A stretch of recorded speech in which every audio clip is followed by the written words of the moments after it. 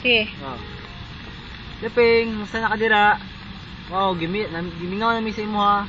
So karon nami diri sa People's Park para mag-celebrate sa birthday ni Mian.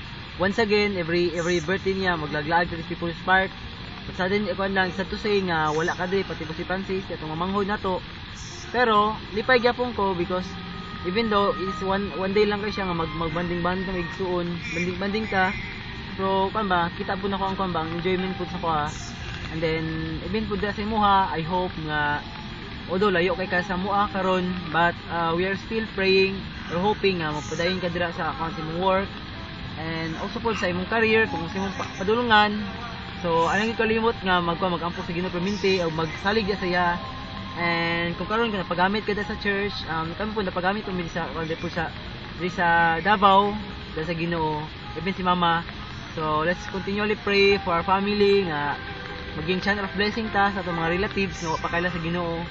And even pod kinang padayon dira sa imong journey.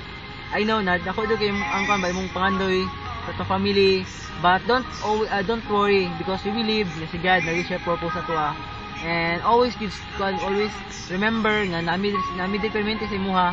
And ayo jud ganang kon ayo ko nang padala sa imong mga problema